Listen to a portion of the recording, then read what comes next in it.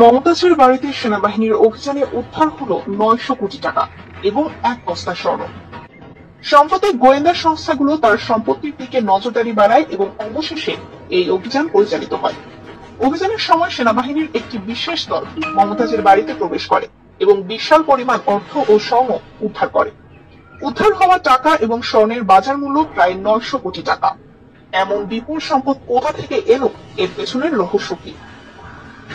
মমতাজের রাজনৈতিক কর্মকাণ্ড এবং সাংস্কৃতিক ক্ষেত্রে তার অগাধ প্রভাব থাকার কারণে এই ঘটনা সাধারণ মানুষকে অবাক করেছে। দীর্ঘ কয়েক বছর ধরেই তিনি এমপি থাকায় তার জনপ্রিয়তা কাজে লাগিয়ে রাজনৈতিক সুবিধা পেয়ে মমতাজের বিরুদ্ধে বেশ কয়েকটি দুর্নীতির অভিযোগ উঠেছিল। বিশেষ করে রাজনীতির সাথে তার জড়িত থাকা এবং কিছু অস্বচ্ছ ব্যবসায়িক লেনদেনের জন্য তার নাম বারবার আলোচনায় আসে। সম্প্রতি গোয়েন্দা সংস্থাগুলো তার সম্পত্তির দিকে নজরদারি বাড়ায় এবং অবশেষে এই অভিযান পরিচালিত হয়। অভিযানের সময় সেনাবাহিনীর একটি বিশেষ দল মমতাজের বাড়িতে প্রবেশ করে এবং বিশাল পরিমাণ অর্থ ও স্বর্ণ উদ্ধার করে। উদ্ধার হওয়া টাকা এবং স্বর্ণের বাজার মূল্য প্রায় ৯০০ কোটি টাকা। এমন বিপুল সম্পদ কোথা থেকে এলো, এর পেছনের রহস্য কি?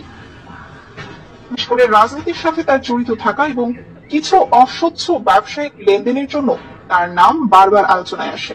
সম্প্রতি গোয়েন্দা সংস্থাগুলো তার সম্পত্তির দিকে নজরদারি বাড়ায় এবং অবশেষে এই অভিযান পরিচালিত হয়।